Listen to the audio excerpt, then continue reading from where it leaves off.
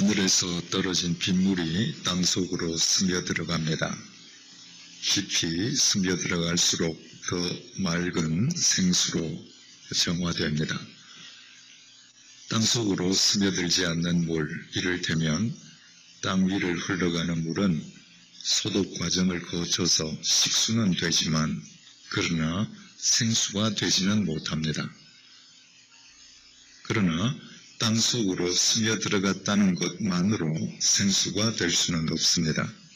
깊이 스며들어간 물은 반드시 땅 밖으로 분출될 때에만 사람을 살리는 생수가 될 수 있습니다.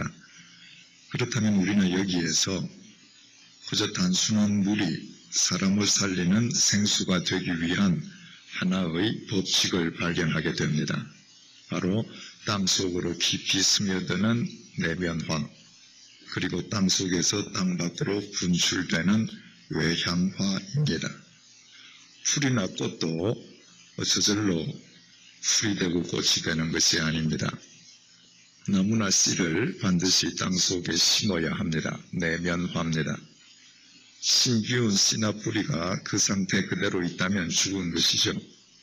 반드시 때가 되면 줄기가 돋고 싹을 틔워야 합니다. 외향화입니다. 바로 내면화와 외향화를 거쳐서 풀이 되고 꽃이 되고 나무가 됩니다.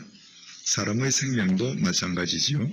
생명의 씨앗이 여인의 자궁 속에 들어가야 합니다. 내면화입니다. 그리고 때가 되면 그 생명이 자궁 문을 열고 나와야 합니다. 외향화입니다. 이처럼 내면화와 외향화를 거치면서 생명이 생성되고 성장되고 보존된다고 하는 것은 모든 생명에게 공통적으로 적용되는 생명의 법칙입니다. 이 법칙 속에는 세 가지의 원칙이 있습니다. 첫째 원칙은 언제나 내면화가 선행된다고 하는 사실입니다. 씨를 뿌리지 아니하면, 심기우지 아니하면 돋아날 것이 없게 됩니다. 두 번째로 내면화와 외향화는 중단 없이 반복된다고 하는 사실입니다. 어린아이가 태어나지만 음식을 섭취해야죠. 내면화입니다. 먹으면 외적으로 자라나야 합니다. 외향화지요. 어느 때가 되면 성장은 멈춥니다. 그러나 계속 죽을 때까지 지식은 섭취하고 그것은 인격으로 드러나게 됩니다. 따라서 외향화와 내면화, 이것은 중단 없이 일평생을 거듭하게 되는 것입니다. 세 번째 원칙은 외향화의 건강성은 언제나 내면화의 깊이와 정비례한다고 하는 사실입니다. 서구 유럽에서는 한국에서 보기 어려운 광경을 종종 보게 됩니다. 그저 웬만큼 센 바람이 불면 엄청나게 큰 고목들이 뿌리채 뽑히어서 넘어진다고 하는 사실입니다. 한국에서는 거의 보기 어렵습니다. 한국에서는 태풍이 불 때 나무 자체가 꺾어지는 수는 있지만 뿌리채 뽑히우는 경우는 극히 드뭅니다. 하지만 서구 유럽에서는 심심찮게 볼 수 있습니다. 서구 유럽은 1년 내내 비가 많이 옵니다. 평지에는 우리나라처럼 영하 10도, 20도 하는 혹한이 없습니다.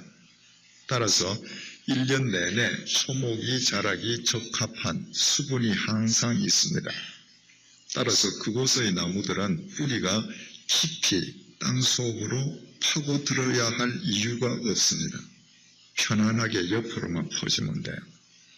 따라서 내면화의 깊이가 없기 때문에 나무들이 바깥으로 돋아난 키는 엄청나게 크지만 그러나 바람만 불면 넘어지는 것입니다. 실제로 높이 15m에서 20m에 이르는 그런 거목들이 바람에 뿌리채 뽑히어서 넘어진 것을 직접 가서 보면 뿌리의 깊이가 50cm에서 1m 남짓합니다. 그 정도의 내면화로는 외향화는 절대 건강할 수 없는 것입니다. 세상에서 가장 좋은 생수로 프랑스의 에비앙이라는 물이 널리 알려지고 있습니다. 에비앙이라는 생수는 프랑스 에비앙이라는 마을, 바로 제네바 호수 곁에 있는 조그마한 마을에서 퍼올리는 물입니다. 그런데 그 동네에 가서 설명서를 보면 에비앙이 퍼올리는 물은 알프스에서 눈이 녹은 물이 최소한도 15년 동안 땅속으로 스며든 물을 퍼올린다고 되어 있습니다. 그만큼 내면화가 깊기 때문에 그 물이 전 세계적으로 알려진 생수가 되는 것입니다. 내면화의 깊이와 외향화의 건강성은 언제나 정비례합니다. 이처럼 내면화와 외향화의 과정을 거치는 생명의 법칙과 원칙은 우리의 신앙생활과 영적 생활에도 그대로 적용된다고 하는 사실이 중요합니다.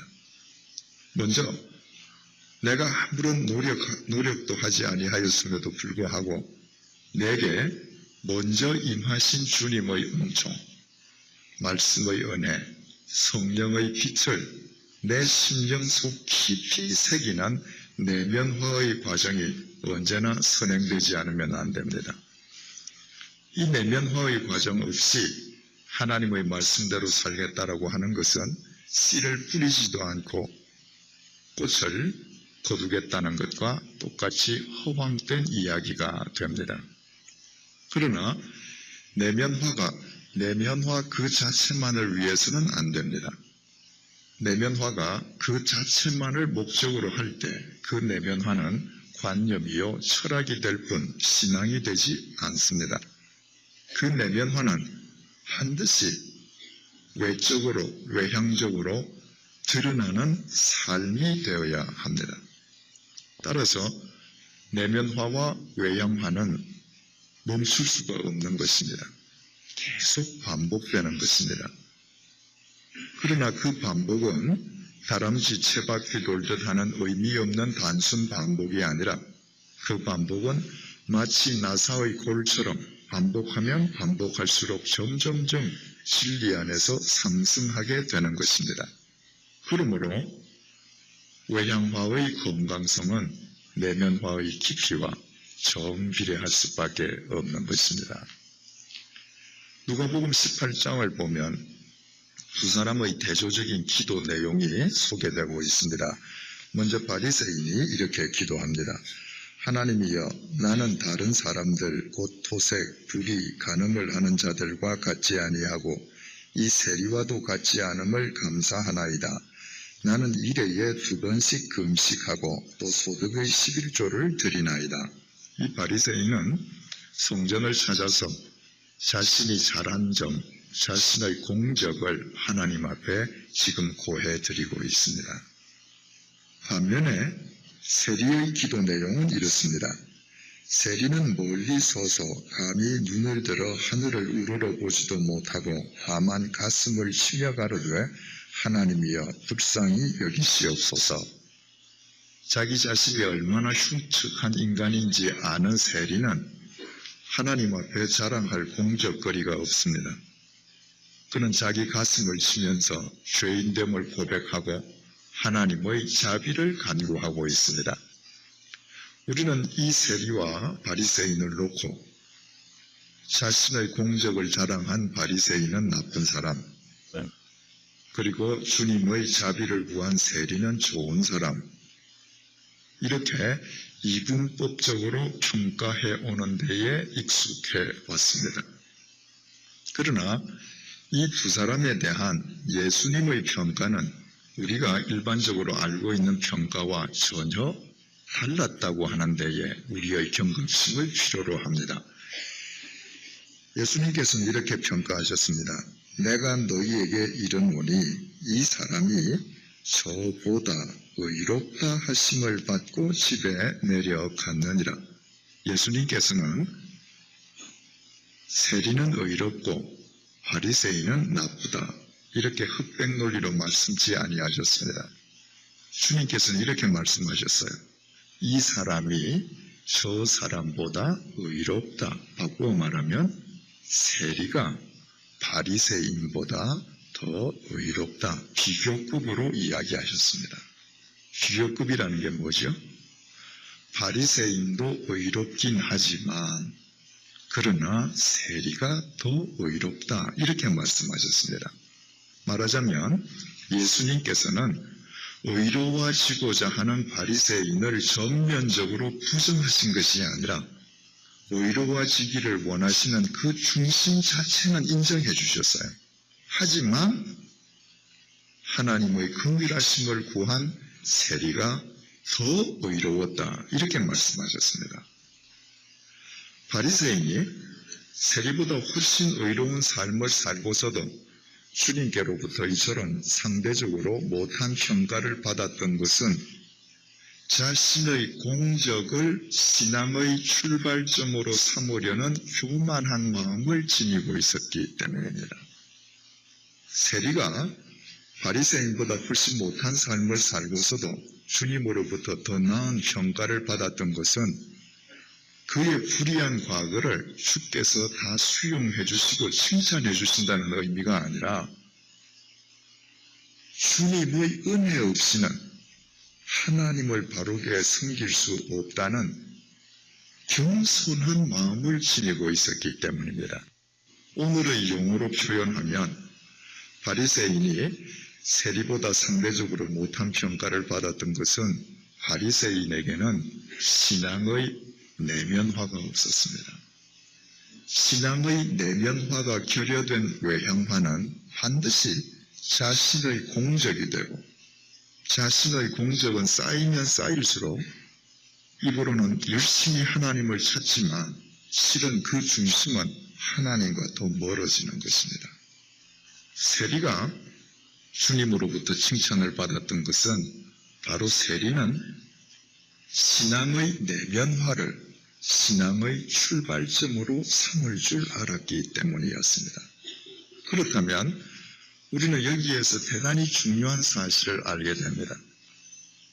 우리의 신앙생활에는 세리의 내면화는 바리새인의 외향화 둘 중에 하나가 있어야 되는 것이 아니라 이 둘이 거미줄처럼 한데 어울려 있지 않으면 안 된다는 사실입니다. 만약에 신앙의 내면화를 한번 행하고 주님께로부터 칭찬받은 이 세리가 그 칭찬에 재미를 붙여서 외향화 없이 내면화만 계속했다고 하십시다. 이를테면 내가 주님 앞에서 내가 죄인됨을 자복하고 자비를 구하니까 칭찬하시고 좋아하시네. 그래서 그 다음 날부터 여세 동안 세상에 나가서 또 자기에게 주어진 그 알량한 권력을 무기 삼아서 불쌍한 서민들 등쳐먹으면서 나쁜 짓 다 합니다. 그리고 안식일이 되면 나와서 또 주여 죽이소서, 살려주소서, 자비를 베푸소서, 또 나가서 일주일 동안 나쁜 짓 합니다. 또 와서 용서하소서. 이처럼 외향화 없는 공허한 내면화만 거듭했다면 주님께서는 반드시 그 세리를 마태복음 5장 20절 말씀으로 질타하셨을 것입니다. 너의 의가 바리새인보다 더 낫지 아니하면 결단코 하나님의 나라에 들어가지 못하리라. 따라서 우리 속에는 세리의 내면화와 바리새인의 외향화가 한데 어울려 있지 않으면 안 되는 것입니다. 사도 바울의 청년적 이름은 사울입니다. 그는 예수 믿는 사람들을 연행해서 투옥시키는 것을 필생의 사업으로 여기던 사람입니다. 어느 정도 그 일에 열심히였는가 하면 예루살렘에서 무려 250km나 떨어져 있는 다마스커스에 있는 크리스찬까지 잡으러 갈 정도였습니다. 바로 그 다메섹 도상에서 바울은 예수님에게 사로잡히죠. 자신이 그 어떤 노력을 하지도 아니하였음에도 불구하고 주님의 은총이 구원의 빛이 사울에게 먼저 임한 것입니다. 그때 있었던 일을 사도행전 9장이 전해줍니다. 사울이 땅에서 일어나 눈은 떴으나 아무것도 보지 못하고 사람의 손에 끌려 다메섹으로 들어가서 사흘 동안을 보지 못하고 식음을 전폐하니라. 주님을 만난 뒤에 사울에게 일어났던 첫 번째 현상은 사흘 동안 세상을 보지도 못했고 먹지도 못했고 마시지도 못했습니다. 그렇다면 사울의 인생에서 그 사흘의 의미가 뭐겠어요? 자신은 전혀 노력하지 아니하였음에도 불구하고 주님의 은총이 먼저 임했습니다. 그리고 세상에 대해서 눈을 감고 복기를 끊고 사흘을 지내었다면 그 사흘이야말로 자기에게 먼저 임하신 주님의 은총을 심령 속 깊이 되새기는 내면화의 시작임을 알게 됩니다. 생각해 보셔요. 그 사흘 동안에 내게 임하신 주님의 은혜를 내면화하는 일 이외에 사울이 무엇을 할 수 있었겠습니까? 사흘째 되는 날 주님께서 아나니아라고 하는 선지자에게 나타나셔서 너 다마스크에 있는 사울 찾아가서 머리에 손을 얹고 기도해 주거라. 그 아나니아가 주님의 명령대로 했거든요. 성경이 이렇게 증거합니다. 즉시 사울의 눈에서 비늘 같은 것이 벗어져 다시 보게 된지라 일어나 세례를 받고 아나니아의 안수로 사울의 눈에서 비늘이 벗어졌습니다. 그리고 그 자리에서 아나니아에게 세례를 받았습니다. 그럼 그것으로 족하죠. 사울이라고 하는 한 인간의 생이 이런 과정을 거쳐서 변했구나. 족합니다. 그런데 그 뒤에 이런 말이 붙어 있어요. 음식을 먹음에 강건하여 지니라. 전혀 첨가되지 않아도 괜찮을 듯이 보이는 말이 붙어 있습니다. 여기에 초등학교 교사께서도 계시리라고 생각이 됩니다. 저는 아직까지도 왜 초등학교에서 아이들에게 일기를 써오게 하고 선생님이 그 일기를 들여다보는지 저는 개인적으로 이해하기가 어렵습니다. 초등학교 아이들에게 그런 식으로 일기를 써오게 하면 그 아이들이 일평생 자기 자신에게 진실해질 수 없겠죠. 일기를 쓸 때 누군가에게 보여주도록 써야 되니까 말이죠. 하여튼 우리 아이들도 다 그렇게 일기를 쓰고 컸습니다. 그런데 초등학교 아이들이 일기 숙제하는 걸 제일 어렵게 생각을 해요. 왜냐하면 일기를 매일 쓰다 보면 쓸 말이 없거든요. 우리도 마찬가지였지 않습니까? 저 역시도 초등학교 다닐 때 방학 동안 내내 놀다가 개학하기 전날 한 달분을 써야 되거든요. 그러면 쓸 말이 없습니다. 그러면 주로 우리 어떻게 썼습니까? 꼭 이렇게 시작하잖아요. 오늘도 아침에 일어나서 입 닦고 세수하고 아침 밥 먹고 옷 입었다. 그걸 크게 쓰면 한 서너 줄 없어지거든요. 여러분, 성경은 초등학교 학생의 일기장이 아닙니다. 성경에 나와 있는 단어와 구절은 초등학교 아이의 일기장에 들어있는 것처럼 무의미한 단어의 나열이 아닙니다.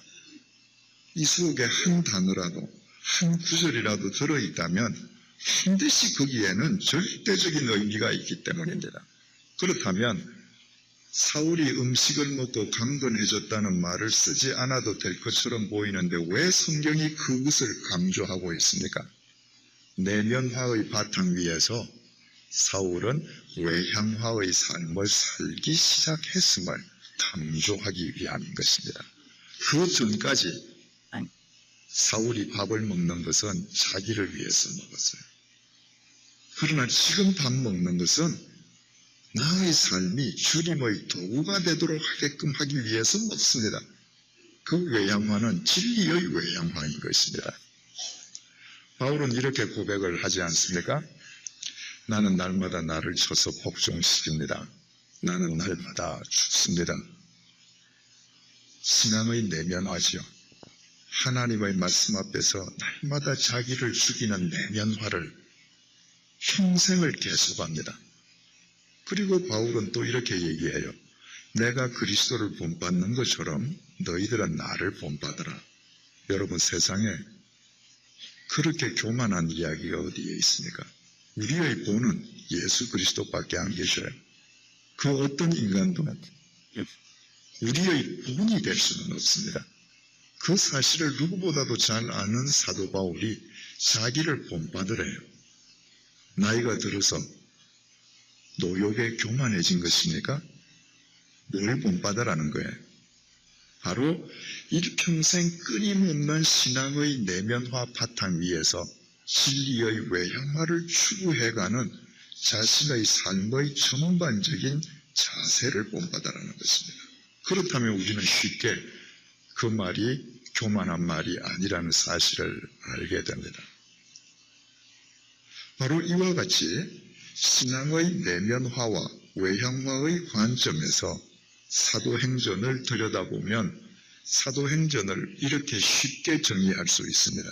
사도행전이란 끊임없이 신앙의 내면화를 추구해 가던 자들의 외적으로 드러난 삶의 기록이다. 사도행전의 주인공 가운데에서 내면화와 외형화를 거듭거듭하지 아니했던 사람은 한 사람도 없습니다. 그렇다면 내면화와 외형화를 이룬 사람들의 기록이요, 그와 같은 삶에서 제일 첫 번째 중요한 것은 무엇보다도 내면화가 먼저 선행되는 것이라면,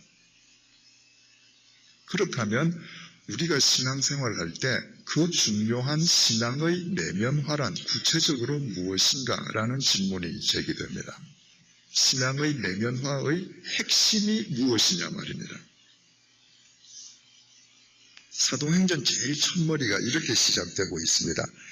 헤오빌로여, 내가 먼저 쓴 글에는 무릇 예수의 행하시며 가르치시기를 시작하심으로부터 그의 택하신 사도들에게 성령으로 명하시고 승천하신 날까지의 일을 기록하였노라.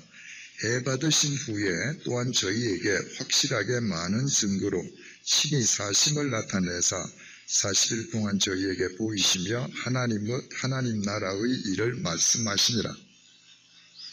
사도행전은 사도 누가가 테오빌로라는 사람을 위해서 쓴 글입니다. 그런데 누가는 사도행전의 막을 올리면서 제일 첫머리에 자신이 테오빌로를 위해서 먼저 썼던 글, 즉 누가복음을 언급하는 것으로 사도행전을 시작하고 있습니다. 그는 사도행전 제일 첫머리에서 누가복음을 언급하면서 누가복음의 핵심이 예수 그리스도의 부활이었다는 사실을 밝히고 있어요. 누가복음은 사도 누가가 썼던 누가복음은 24장으로 구성되어 있습니다. 예수님의 부활에 대한 증거는 누가복음 24장 한 장입니다. 그렇다면 사도 누가가 자신이 쓴 누가복음의 핵심이 예수 그리스도의 부활이라고 하는 그 말을 그대로 빌려서 누가복음을 보면 누가복음 1장부터 23장까지는 부활장인 마지막 누가복음 24장을 위해서 존재하는 거예요. 이건 너무나 당연한 일이죠. 만약에 예수님께서 부활하시지 않으셨더라면 예수님께서는 인류의 좋은 도덕 윤리 선생은 될지언정 구원자가 될 수는 없습니다. 그분이 우리의 구원자이신 것은 십자가에 제물되어 돌아가셨을 뿐만 아니라 부활하셨기 때문이거든요. 그래서 누가복음이 예수 그리스도의 부활에 그 핵을 두고 있다는 말은 당연합니다. 그런데 왜 누가는 사도행전을 기록하면서 이처럼 예수 그리스도의 부활을 언급하는 것으로 사도행전의 막을 올리고 있는가? 그 역시 당연할 수밖에 없습니다. 사도행전이란 예수 그리스도를 믿는 사람들의 외적으로 드러난 삶의 기록이거든요. 더 정확하게 말씀드리면 사도행전이란 부활하신 예수 그리스도께서 당신을 믿는 자들의 삶을 통하여 인류의 역사 속에 베푸신 구원의 역사를 기록한 책이에요. 따라서 예수 그리스도의 부활이 없다면 사도행전이란 이야기 자체가 불가능해집니다. 그러므로 누가가 사도행전을 예수 그리스도의 부활을 강조하는 것으로 시작하는 것은 사필 규정일 수밖에 없습니다. 그렇다면 우리의 신앙생활에 이처럼 절대적으로 예수 그리스도의 부활이 중요하다 할진대 부활하신 주님께서 대체 어디에 계시는 것입니까? 사도행전 1장 9절에 의하면 부활하신 주님께서는 몸을 가지신 채로 제자들이 보는 앞에서 하늘 위로 승천해 올라가셨습니다. 그분은 몸을 가지시고 세상에 오셨어요. 몸을 가지시고 사셨습니다. 그 몸이 고난을 당하셨습니다. 그 몸이 부활하셨어요. 그리고 그 몸이 승천하신 것입니다. 그렇다면 그분이 몸을 가지시고 승천하신 것으로 모든 것이 다 끝났다면 그분과 우리 사이에 도대체 무슨 관련이 있을 수 있느냐 하는 것입니다. 사도행전 2장은 오순절날 성령님께서 이 땅에 강림하셨던 그 엄청난 사건을 우리에게 소개해주고 있습니다. 그런데 후에 사도 바울이 자신의 선교 여행에 대해서 증언을 할 때 이렇게 증언을 하고 있습니다. 사도행전 16장 6절에서 7절입니다. 성령이 아시아에서 말씀을 전하지 못하게 하시거늘 프르기아와 갈라디아 땅으로 다녀가 루시아 앞에 이르러 비두니아로 가고자 애써되 예수의 영이 허락지 아니하시는지라. 지금 바울은 2차 선교 여행을 다니는데 성령님께서 인도하시는 대로 따라가는 겁니다. 파란불이 켜지면 가고 사람들이 돌을 던지고 붉은 불이 켜지면 방향을 바꾸고 성령님의 인도하심을 따라가요. 그런데 사도 바울은 바로 그 성령님께서 예수님의 영이라고 말하고 있는 것입니다. 너무나 당연한 얘기죠. 우리가 믿는 하나님은 삼위일체 하나님이십니다. 따라서 오순절날 이 땅에 강림하신 성령님이야말로 하나님 아버지의 영이신 동시에 성자 하나님의 영이실 수밖에 없는 것이죠. 그래서 바울은 그 성령님을 예수님의 영이라 부르고 있는 것입니다. 그렇다면 이 땅에 영으로 임하신 주님, 영으로 임하신 성령님, 그분은 또 어디에 계시는 거예요? 바로 오늘의 본문은 주님의 영이 이 땅에 임하신 오순절 사건을 우리에게 증거해주는 사도행전 2장 바로 그 직후의 장입니다. 1절 말씀입니다. 제9시 기도 시간에 베드로와 요한이 성전에 올라갈새 2000년 전에 경건한 예루살렘 유대인들은 하루에 3번씩 예루살렘 성전을 찾아서 기도했습니다. 아침 9시, 12시, 오후 3시 이렇게 3번씩 기도했습니다. 본문의 제9시는 오전 9시라는 말이 아니라 지금의 시간으로 오후 3시를 가리킵니다. 2000년 전 유대인들은 해가 서산으로 넘어가는 시간이 곧 그 다음 날이 시작되는 시간이라고 계산을 했습니다. 사실 이것은 오늘날도 거의 마찬가지죠. 우리는 하룻밤 자고 나야 새날이 밝았다 이렇게 말합니다. 그런데 실제로 내일이 언제 시작됩니까? 오늘 밤 12시에 시작되죠. 2000년 전에는 오늘날과 같은 시계가 없었거든요. 그래서 그 사람들은 해가 지는 시간이 바로 내일이 시작되는 시간이다 이렇게 계산했습니다. 그렇다면 다른 지역보다 해가 빨리 지는 중동 지역의 특성을 감안하면 오후 3시 기도 시간이라는 것은 하루가 마무리되기 직전 하루를 마감하는 기도 시간이라는 사실을 알게 됩니다. 이때쯤 되면 사람들이 열심히 일하던 사람들은 다 피곤해 지쳐 있을 그런 시간이겠죠. 그 시간에 베드로가 예루살렘 성전을 찾았던 것입니다. 2절입니다. 나면서 안전뱅이 된 자를 사람들이 메고 오니 이는 성전에 들어가는 사람들에게 날마다 구걸하기 위하여 미문이라는 성전문에 두는 자라. 예루살렘 성전에는 동서남북에 4개의 문이 있었습니다. 예루살렘 성전 안으로 들어가기 위해서는 반드시 그 4중의 한 문을 통과해야 합니다. 그런데 해가 뜨는 동쪽 방향으로 나 있는 문을 가리켜서 사람들은 미문, 아름다운 미자를 써서 Beautiful Gate라고 불렀습니다. 왜냐하면 4개의 문 중에서 그 문이 제일 아름답게 건축되어 있었기 때문이에요. 실제로 예루살렘 성전에 찾아가서 이 눈을 자신의 눈으로 직접 목격했던 로마의 역사가 요세푸스는 바로 이 동쪽 미문은 그 문 이름이 니카노르 문인데요.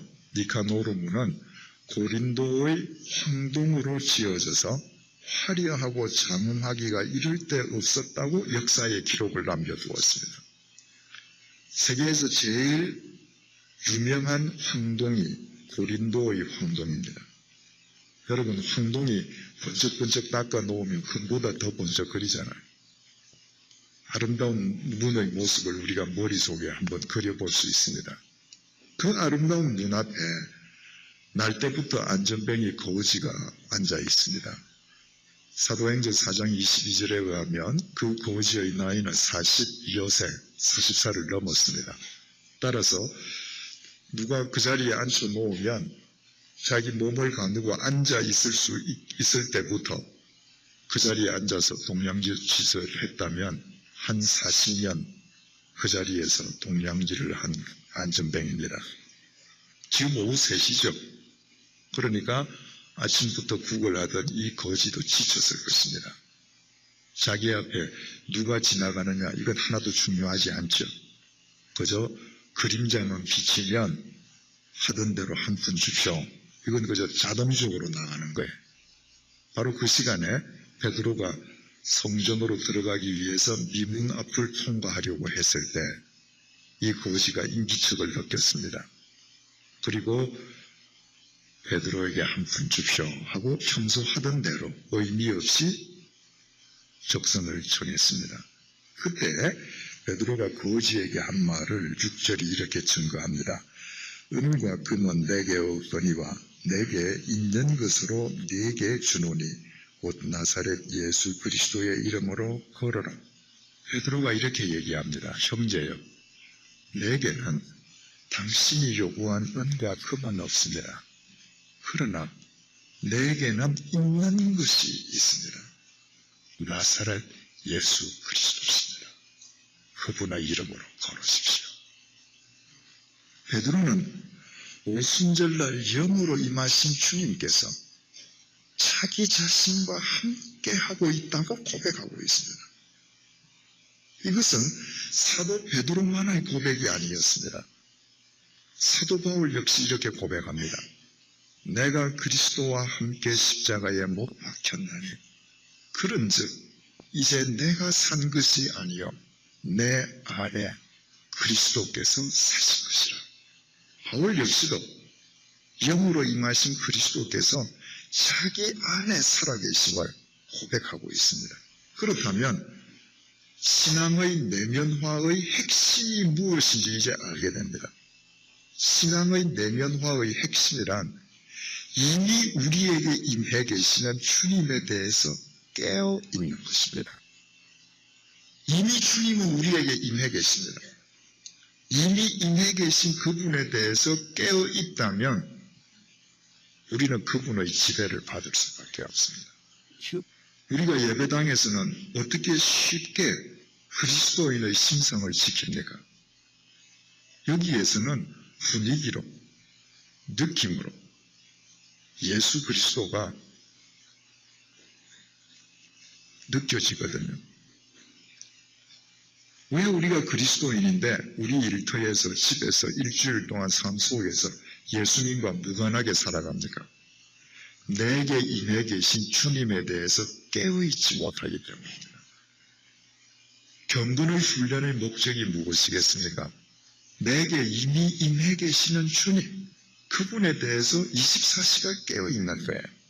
그분에 대해서 깨어있으면 나의 손발은 그분의 것이 될 수밖에 없습니다. 그분의 말씀은 내 삶을 통해서 육화, 인카네이션 될 수밖에 없습니다. 예수님께서 뭐라고 말씀하십니까? 볼지어다.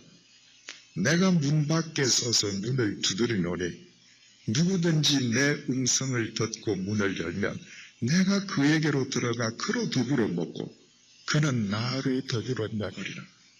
주께서는 이미 우리에게 임하셔서 문을 두드리고 계신데요. 어디 계시고 우리에게 두드린다는 문은 뭐예요? 주님께서는 공간의 지배를 받지 않지 아니하십니까? 주님께서는 이미 우리에게 임해 계셔요. 그리고 우리의 속에서 성경 말씀을 통해서, 찬양을 통해서, 주일날 목사님의 설교 말씀을 통해서, TV나 신문의 사건 보도를 통해서 우리의 양심을 두드리고 찌르십니다. 깨어있으라고요. 그 임해 계신 주님에 대해서 깨어있으면 주님께서 우리로 더불어 먹고 마시십니다. 바꾸어 말하면 그분이 내 삶을 지배하십니다. 그렇다면 내 삶이 외향화가, 진리의 외향화가 이루어지지 않을 도리가 없는 것입니다. 참된 신앙의 원천은 결코 나 자신이 아닙니다. 그 원천은 내게 임해 계신 주님이십니다. 그분에 대해서 깨어있으면 우리는 달라집니다. 여러분들의 이해를 돕기 위해서 미국 워싱턴에서 어떤 성도님이 보낸 글을 제가 읽어드리겠습니다. 이 편지는 저한테 보낸 편지이기 때문에 저와 관련된 내용이 있음을 그대로 읽은 것을 양해해 주십시오. 본인의 허가하에 읽어드립니다.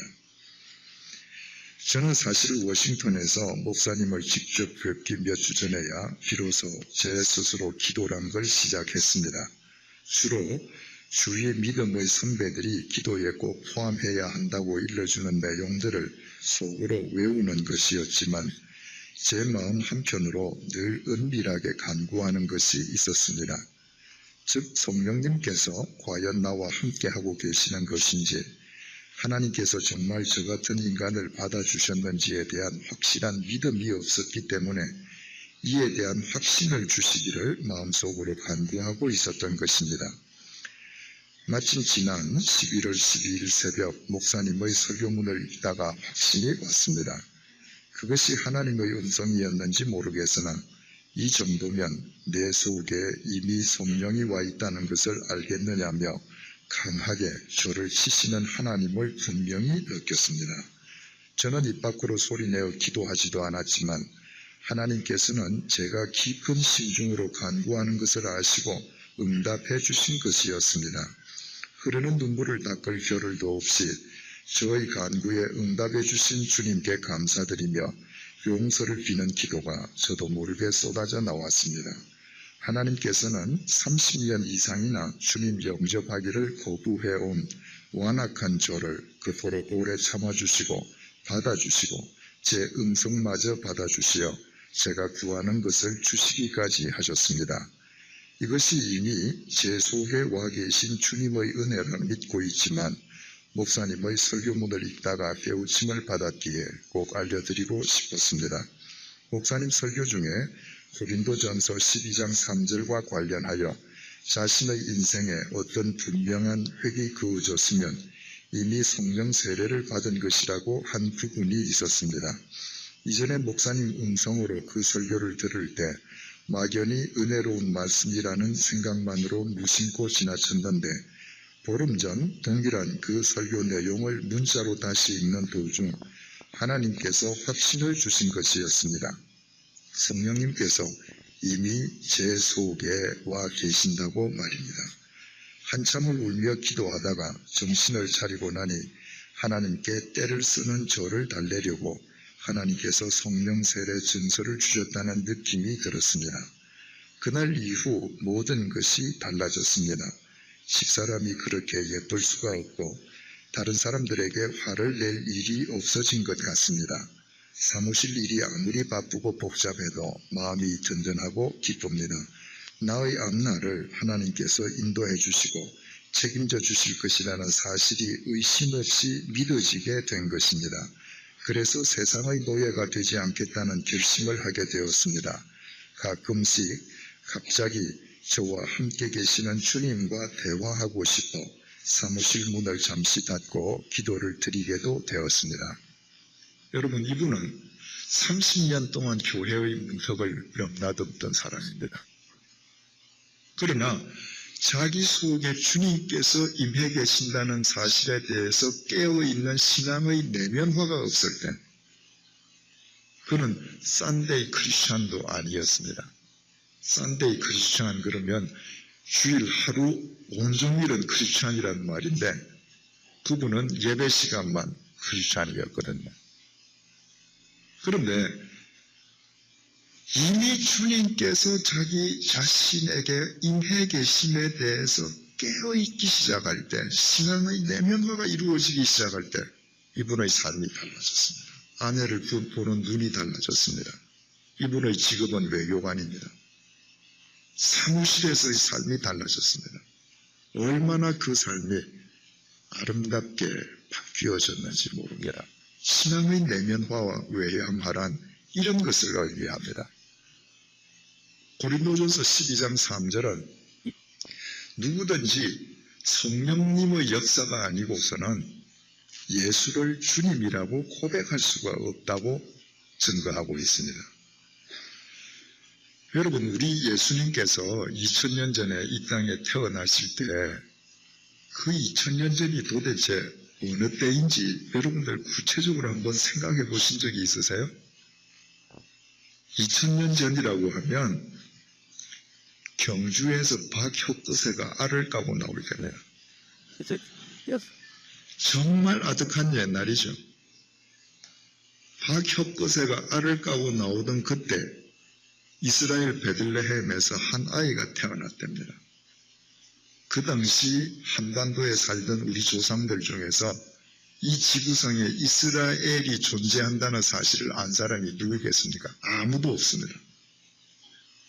그런데 그 아이가 처녀의 몸에서 태어났대요. 처녀가 불륜을 저질러서 낳은 게 아니라 처녀 혼자 낳았답니다.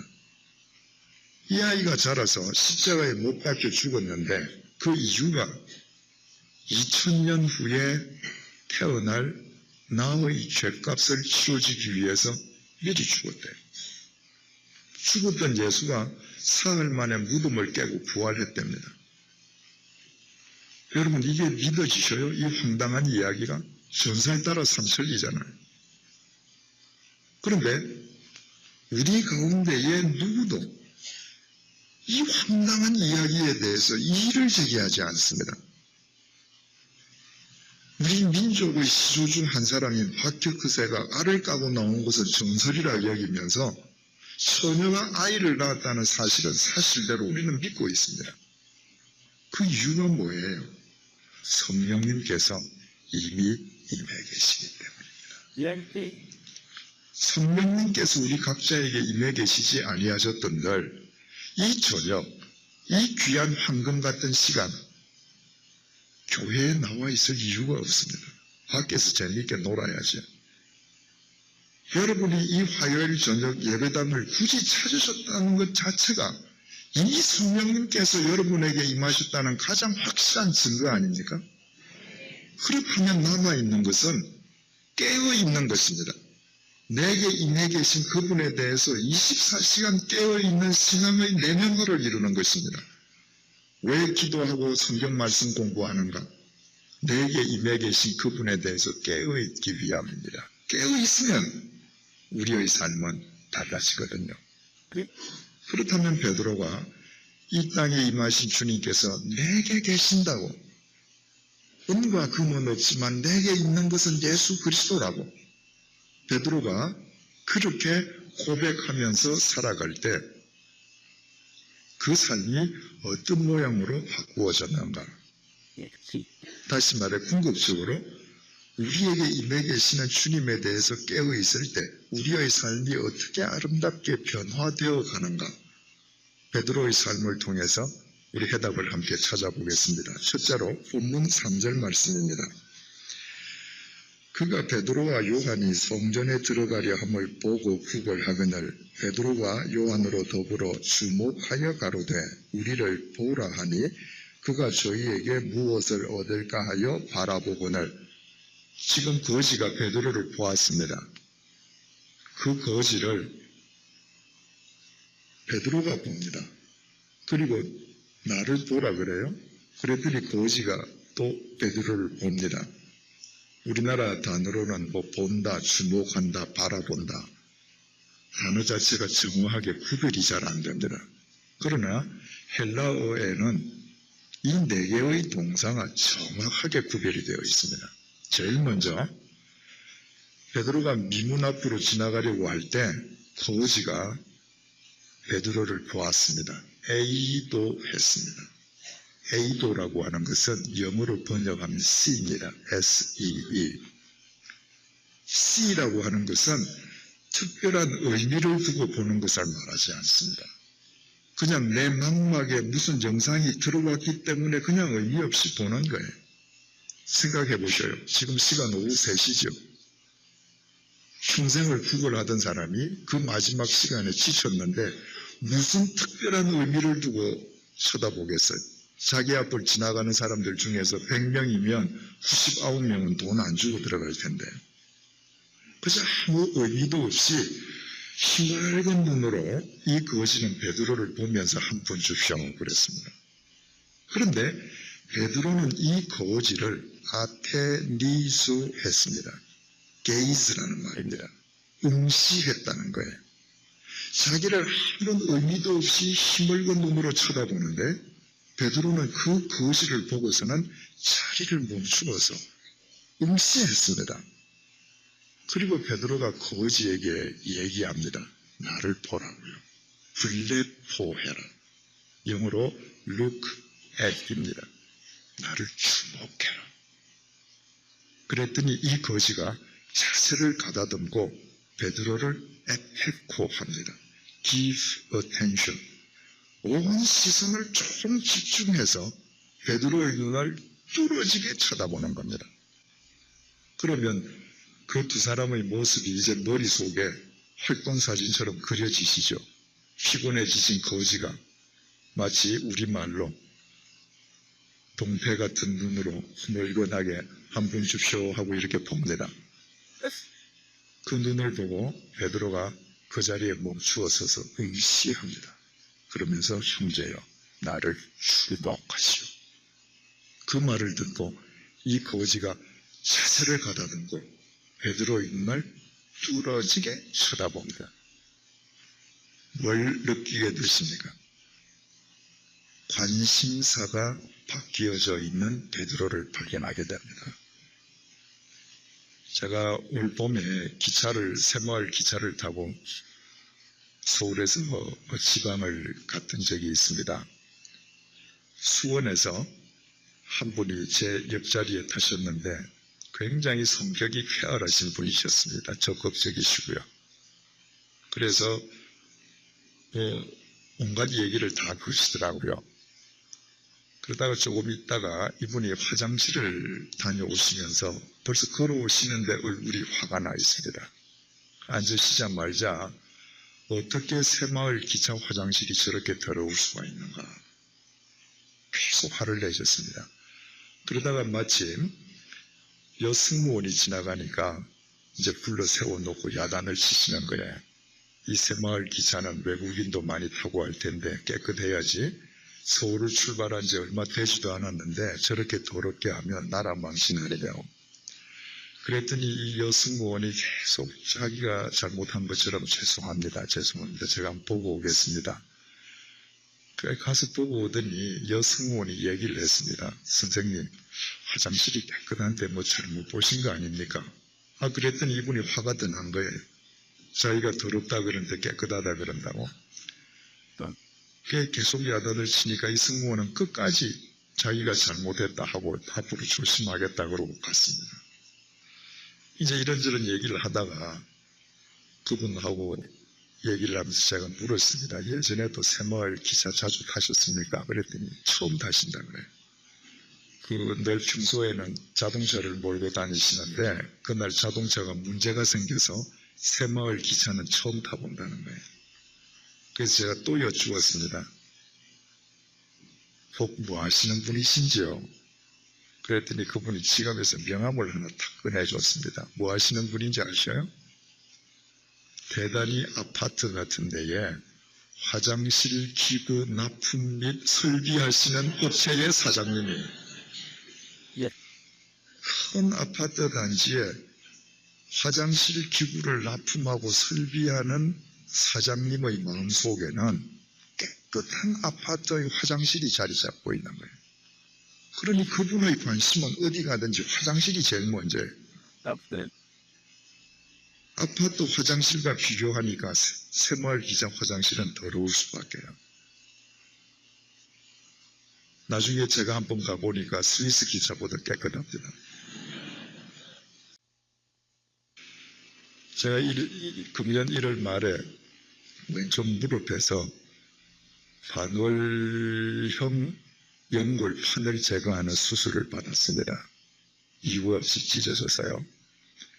제가 병원에 들어갈 때는 걸어서 제 발로 들어갔는데 수술을 받고 며칠 후에 퇴원할 때는 양팔 목발을 짚고 퇴원을 했습니다. 일정한 기일이 지나고 나서 의사 선생님께서 이제 외지팡이를 짚어도 좋다고 그러시는데 어디 가서 외지팡이를 사나. 그리고 그 다음날 아침에 제가 외출을 하기 위해서 여전히 양팔 목발을 짚고 현관문을 이렇게 여는데 저희 집 마당 오른쪽 하단에 외지팡이가 하나 딱 꽂혀 있는 게 보이는 거예요. 그 외지팡이는 어떻게 거기 꽂혀 있는가? 작년 가을에 저희 장인어른께서 저희 집에 오셔서 한 달간 계시다가 가시면서 꽂아두신 거예요. 저는 몇 달 동안 아침 저녁으로 매일 그 앞을 지나갔습니다. 한 번도 안 보였던 지팡이입니다. 그런데 왜 지팡이가 필요하던 그날 아침에 비로소 그게 보이는 거예요. 그래서 그 지팡이를 뽑아서 2달 동안 잘 짚고 다녔습니다. 여러분, 지팡이를 짚고 다니니까 왜 세상에 그렇게 지팡이 짚고 다니시는 분들이 많습니까? 저는 정말 몰랐습니다. 비행기를 타도 제 옆자리에 지팡이 짚으신 분이 앉기도 하셨습니다. 지팡이를 짚고 다니니까 왜 대한민국에 그렇게 계단들이 많습니까? 한 번도 못 느꼈던 것입니다. 제가 정상인의 마음을 갖고 있을 때는 하나도 보이지 않던 것들이 제가 수술을 받고 장애인의 마음을 가지니 보이는 것입니다. 관심이 달라지는 것입니다. 베드로는 원래 어떤 사람이에요? 예수님의 이름으로 허세를 부리던 사람입니다. 사람들이 많이 예수님을 찾아오면 우리 주님 귀찮게 하지 말라고 쫓아내던 사람이에요. 특히 어린아이가 찾아오면 야단야단을 쳐서 쫓아내었습니다. 그때의 베드로를 생각한다면 아무 의미도 없이 피곤에 지친 눈으로, 힘없는 눈으로 자기를 쳐다보는 이 거지에게 관심을 가질 까닭이 없습니다. 그런데 베드로가 지금 멈추어 서서 그를 게이즈하면서 적극적인 관심을 표하고 있습니다. 왜 그렇습니까? 주님이 자기 속에 계심에 대해서 깨어있기 때문에. 주님이 어떤 분이시죠? 사울이 다마스커스 도상에서 주님을 만나서 꼬꾸려지고 나서 첫 질문이 주여 당신 누구시냐? 주님이 뭐라고 대답하셨습니까? 나는 네가 핍박하는 예수다. 그때까지 사울은 단 한 번도 예수님을 핍박한 적이 없습니다. 예수 믿는 사람들을 핍박했습니다. 그런데 예수님께서는 핍박받는 사람들과 당신 자신을 동일시하셨어요. 뿐만 아니라 너희 형제 중에 지극히 작은 자 하나에게 한 것이 곧 내게 한 것이다. 가장 작은 자와 주님은 당신을 동일시하셨습니다. 그 주님이 지금 베드로 속에 계신 거예요. 그 주님에 대해서 베드로가 깨어있을 때 그날 자기 하루의 일과의 삶 중에서 가장 작은 자인 그 안전뱅이에게 관심이 갈 수밖에 없는 것입니다. 여러분, 신앙생활을 얼마나 오래 하셨습니까? 10년 전에 비해서, 5년 전에 비해서, 1년 전에 비해서 여러분의 관심이 어떻게 달라졌습니까? 여전히 출세, 성공, 돈, 내 자식, 가정, 사업 관심이 크게 답니까? 만약 내게 임해 계신 주님에 대해서 깨어 있다면 우리는 끊임없이 사람에 대해서, 그것도 나보다 높은 사람에 대해서가 아니라 나보다 더 작다고 여겨지는 사람에 대해서 사람의 관심을 펴게 되는 것입니다. 그때부터 우리의 삶도, 내 주위에 있는 사람의 삶도 바뀌게 되는 것입니다. 이제 방금 우리가 그려보았지만 힘넓은 눈으로 보는 거지를 베드로가 응시를 하고 나를 주목하라고 초청하고, 이 거지가 다시 베드로를 뚫어지게 쳐다보고, 이미 그 과정만으로 이 베드로와 이 거지 사이에서는 충분한 사랑과 생명의 교감이 이루어지고 있죠.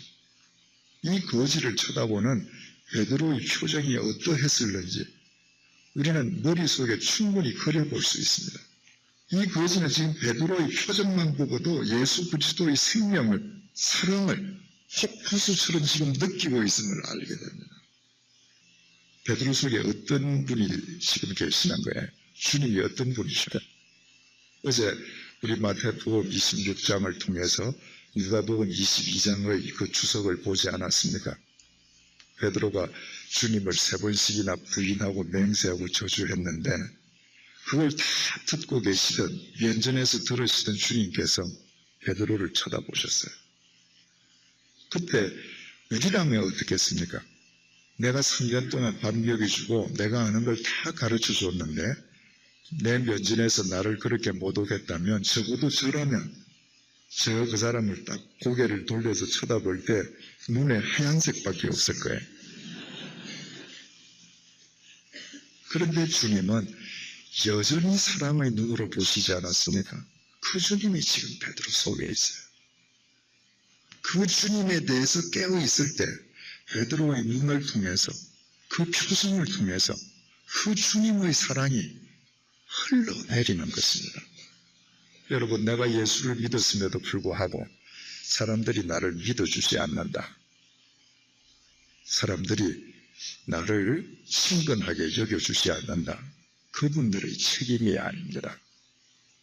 내게 임해 계신 주님에 대해서 내가 깨어 있지 않기 때문이죠. 나의 온갖 허물이 있음에도 불구하고 사랑으로 나를 보시고 품어주시는 그분에 대해서 깨어 있으면 그분의 사랑이, 생명이 우리의 얼굴을 통해서 배어나지 않을 수 없는 것이거든요. 두 번째로 6절로 7절 말씀입니다. 베드로가 가로되 은과 금은 내게 없거니와 내게 있는 것으로 내게 주노니 곧 나사렛 예수 그리스도의 이름으로 걸어라 하고 오른손을 잡아 일으키니 발과 발목이 곧 힘을 얻고 뛰어서서 걸으며. 지금 베드로는 누구보다도 잘 알고 있잖아요. 지금 이 안전뱅이를 치유할 수 있는 능력은 자기에게 있는 것이 아니라는 것을, 자기에게 임해 계시는 주님의 능력으로 이 안전뱅이를 고쳐주는 겁니다.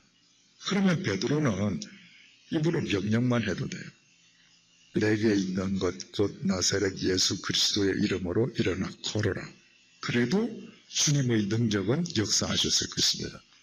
그런데 베드로는 말로 끝낸 것이 아니라 이 거지를 손으로 잡아 일으켰습니다. 안전뱅이 손을 잡으려면 다가가서 내 몸을 먼저 숙여야죠. 뿐만 아니라 이 안전뱅이는 40여 년 동안 한 번도 일어나 본 적이 없습니다.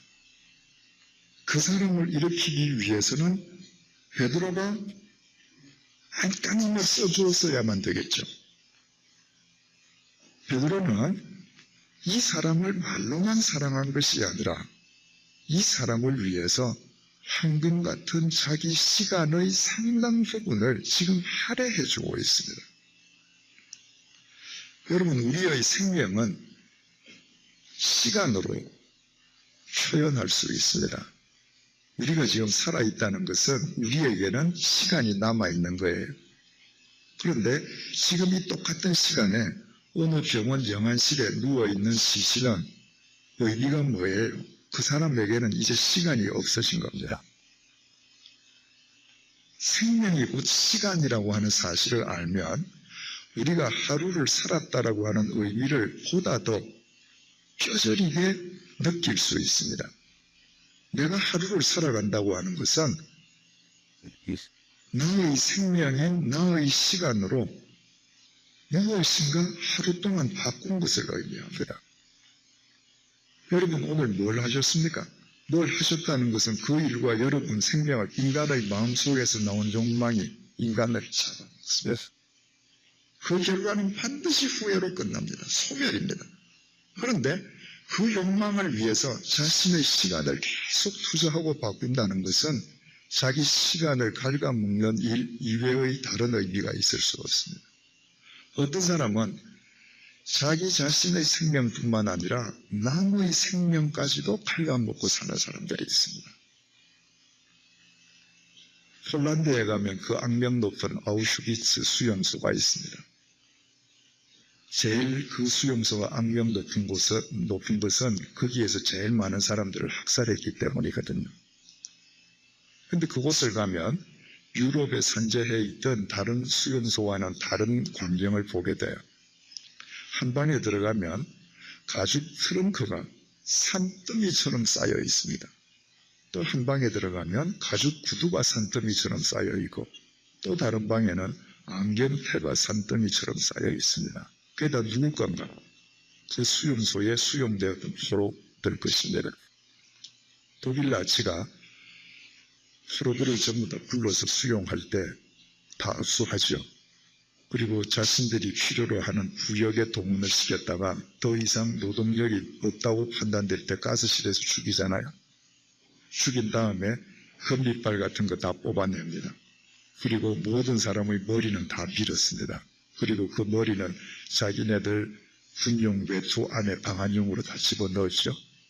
그리고 트렁크나 구두나 안경테는 왜 몰수를 해서 버리지 않고 쌓아두었는가? 그때는 전시 아닙니까?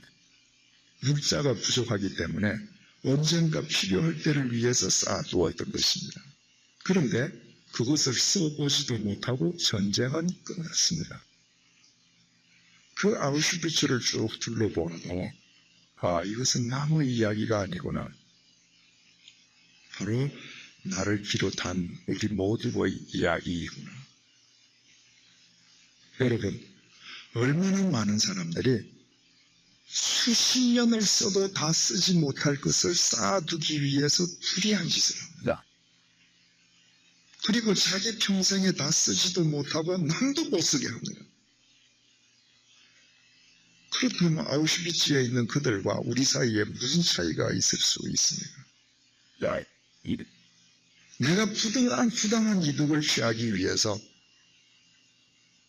남에게 당연히 돌아가야 할 정당한 몫을 이런저런 명분을 가져대어서 내가 중간에서 가로챈다면 나는 내 생명과 그 사람의 생명을 함께 갉아먹는 자인 것입니다. 내가 좀 더 많은 돈을 벌기 위해서 내가 만드는 제품을 불량하게 만든다면, 내가 맡은 공사를 부실하게 시공한다면 나는 내 생명과 그 제품을 사용할 사람, 그 건물 속에 살 사람들의 생명을 동시에 갉아먹는 짓을 하는 것입니다. 크리스천은 내 생명도 타인의 생명도 갉아먹는 자가 될 수 없습니다. 주님께서 내게의 매개심에 대해서 깨어있는다면 우리는 끊임없이 나의 시간과 타인의 시간을, 내 생명과 타인의 생명을 바꾸어주는 자가 되어야 합니다. 마치 베드로가 이 안전뱅이와 자기 생명, 자기 시간을 바꿀 때 주님의 역사가 일어난 것처럼 우리 생명을 바꾸어 갈 때 주의 역사가 일어나는 것입니다. 우리가 오늘 이 자리에 앉아 있다고 하는 사실 자체는 우리가 태어난 이후에 지금까지 많은 분들이 너와 당신의 생명을 바꾸어준 결과입니다. 생각을 해보셔요. 어머니가 아이를 자궁 속에 품고 10달을 견딥니다. 마지막 달에는 그 양수까지 다 포함하면 무게가 근 10kg잖아요. 남자들에게 맷돌을 10kg를 달고 있어 보라 그러면 하루도 못 있겠죠.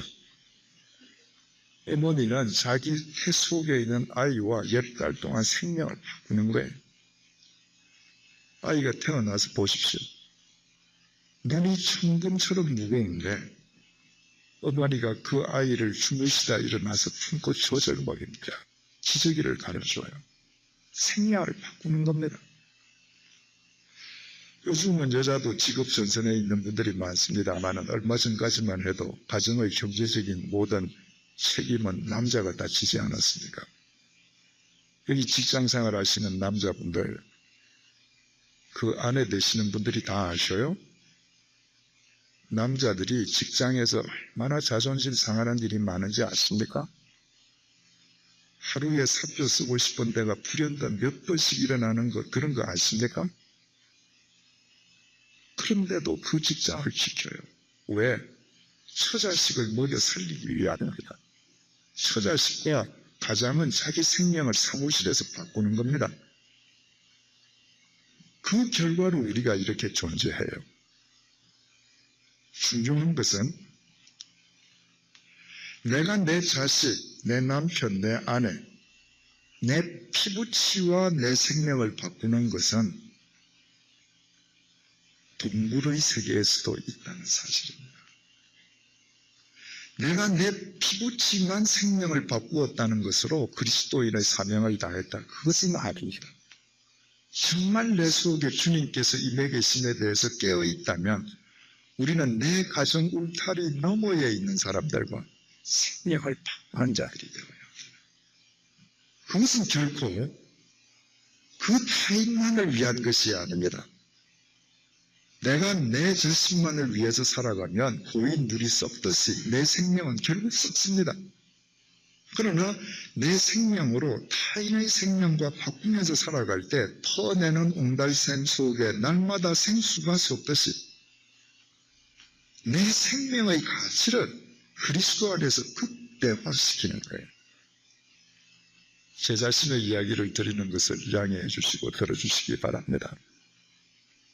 제가 신전 목회를 서울에서 끝내었을 때 제네바에 있는 한인교회가 와달라고 편지를 보냈습니다. 20년이 되었지만 교회가 너무 약하고 연약하기 때문에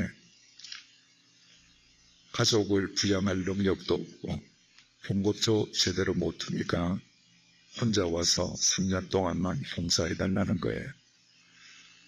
제 일이 아니다고 싶어서 처음에는 물론 거절했죠. 근데 다시 편지가 왔습니다.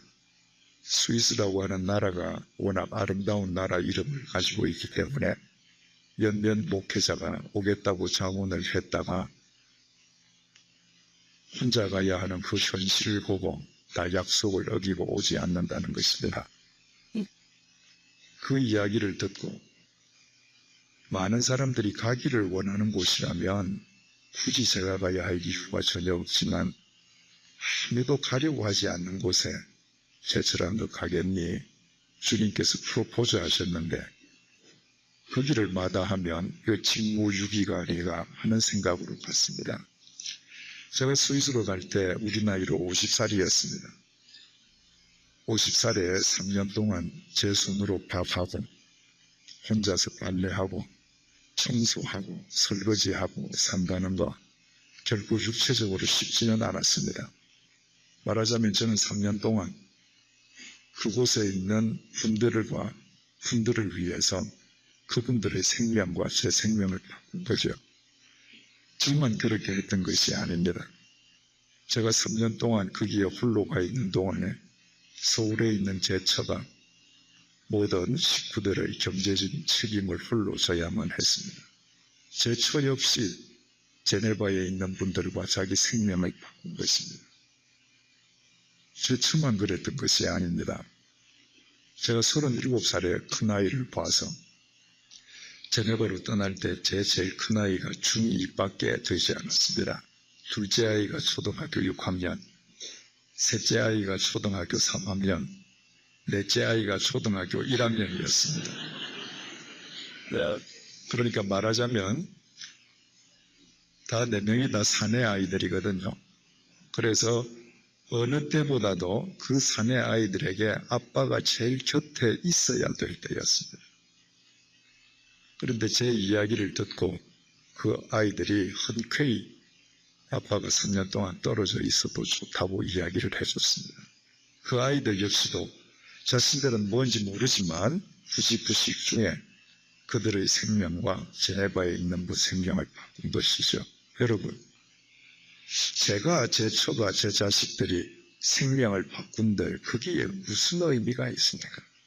그러나 그처럼 생명과 생명을 바꾸려고 할 때 그 생명을 도구 삼아서 주님께서 제네바라고 하는 곳에 당신의 교회를 바로 세우시고 그곳에 있는 사람들을 바로 세우시고 20년 동안 전혀 교회답지 않았던 안전뱅이 같은 교회가 굳건하게 서서 세계를 향해서 기여할 수 있는 교회로 세우셨다고 하는 것이 중요합니다. 그렇다면 지나간 3년 동안 제가 제 자신을 위해서 살았을 때의 생명의 가치와 생명과 생명을 바꾸는 도구로 내어놓고 주님에 의해서 쓰임받았을 때의 생명의 가치가 어떤 것이 더 큽니까? 생명과 생명을 바꾸는 것은 결코 타인을 위한 일이 아니라 나 자신의 생명을 그리스도 안에서 극대화시키는 일인 것입니다. 여러분, 생명과 생명을 바꾼다는 것을 절대로 거창하게 생각하시지 마십시오. 지극히 작은 데서부터 시작. 요즘은 해외여행 자유화가 되어서 해외여행하시는 분들이 많이 계시지 않습니까?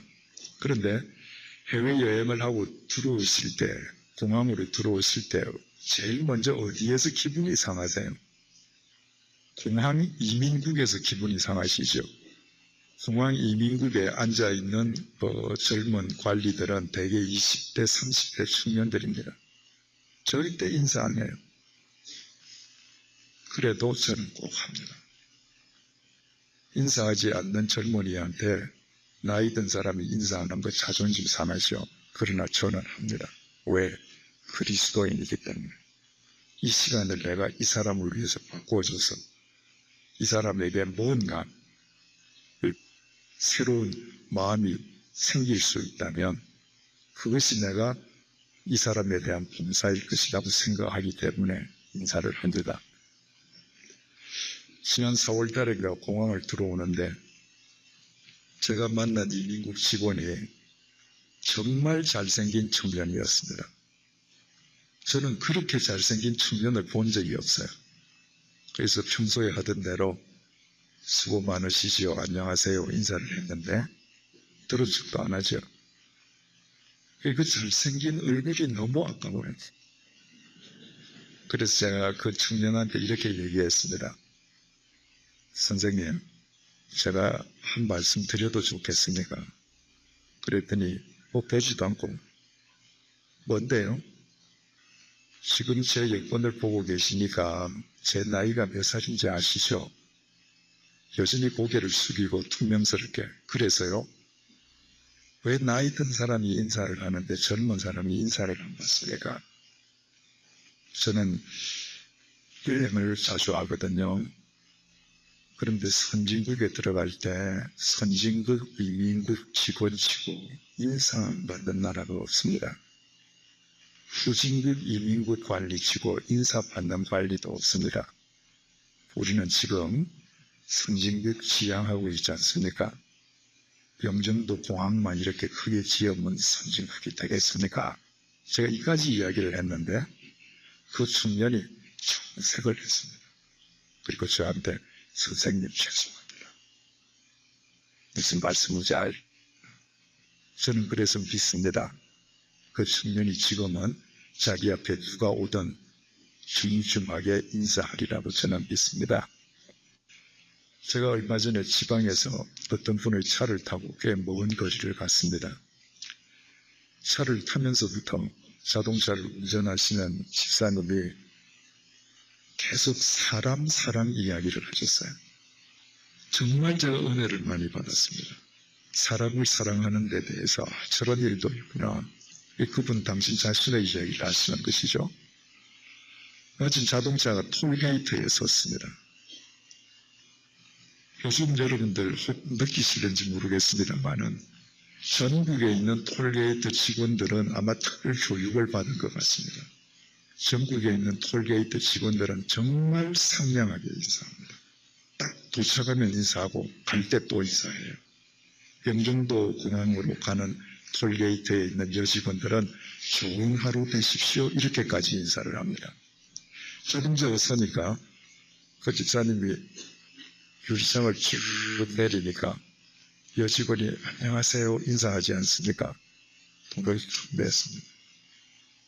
그래서 그 쓰럼돈도 주면서 이 아가씨가 안녕히 가세요 그랬는데 이분이 쓱 창문 올리고 그냥 출발했습니다. 그리고 또 사람 사랑 이야기를 하는데 그때부터는 은혜가 안 되는 겁니다. 여러분 생각을 해보십시오.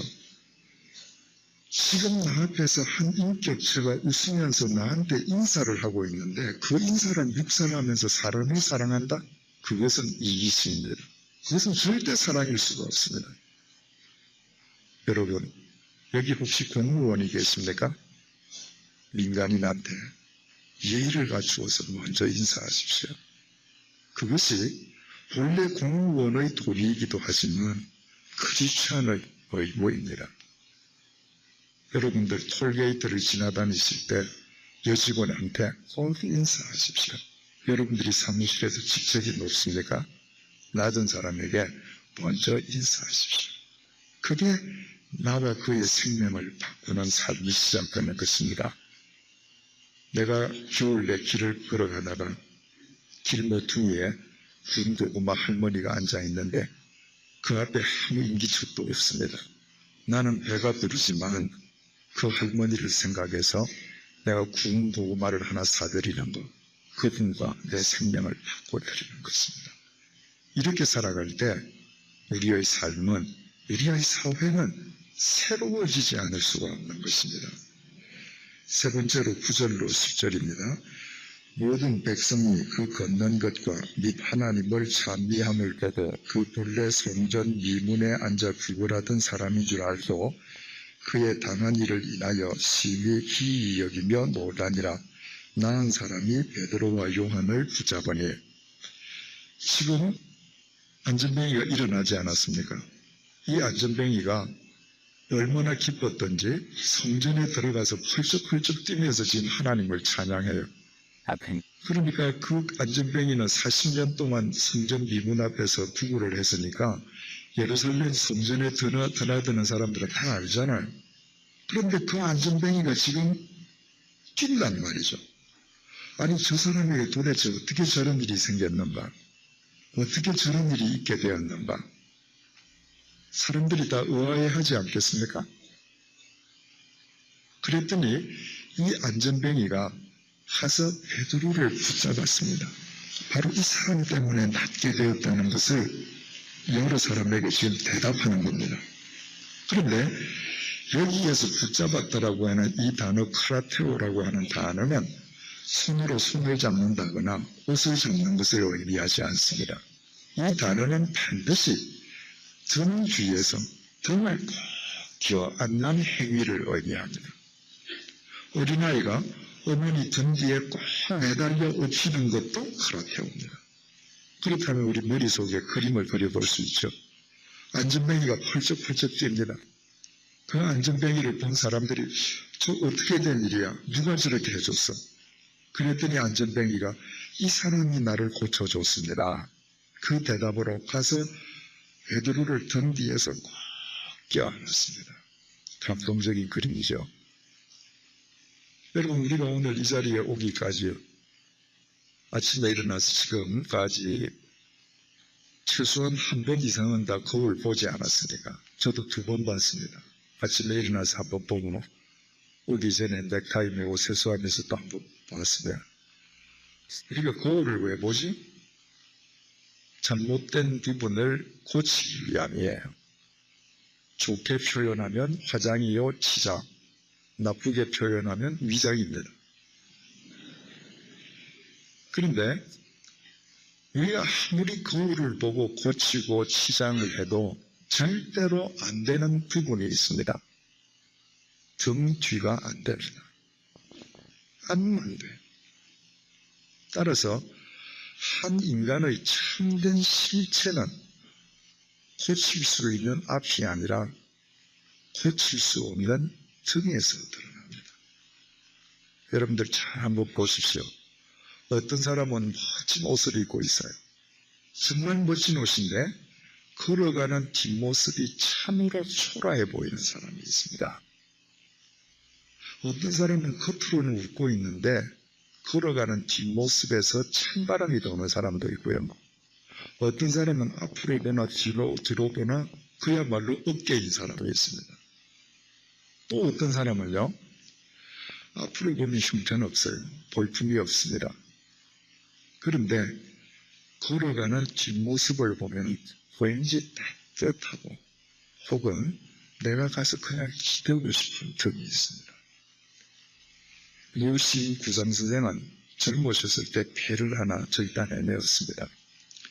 폐를 하나 절단하시고 평생을 사셨으니까 폐가 없는 어깨가 찌그러지죠.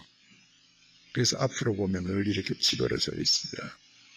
근데 그분이 그 찌그러진 등으로 걸어갈 때 뒷모습을 보면 그 노인의 뒷모습인데 그냥 가서 기대고 싶어요. 베드로를 한번 생각해 보십시다. 갈릴리 빈민 출신이죠. 무슨 옷을 제대로 갖춰 입었겠습니까? 피부 색깔 생각해 보세요. 평생을 바다에서 어부였으니까 새카맣겠죠? 그 피부가 곱겠습니까? 거칠겠죠? 그날을 끌어올리던 손마디 전부 다 형편없이 굵겠죠? 적어도 그의 앞의 모습은 흠모할 만한 데가 하나도 없습니다. 그런데 그는 성전 미문 앞에서 평생 구걸하던 안전뱅이의 인생을 쳐줄 만큼 그의 등은 넉넉한 사랑의 등이었습니다. 이 안전뱅이뿐만이 아닙니다. 렙다의 다비다도, 루다의 애니아도, 가이사라의 고넬료도, 아니 베드로를 만났던 모든 사람들은 베드로는 그들의 영혼을 넉넉하게 져주는 어깨를 지니고 있었습니다. 왜죠? 바로 베드로 소유에 베드로를 살리기 위해서 등으로 십자가를 지셨던 주님께서 계시기 때문입니다. 그 주님에 대해서 깨어있을 때 베드로는 남의 인생을 져주는 바 되었습니다. 사랑하는 교우 여러분, 하나님은 평등하신 하나님이 아니십니다.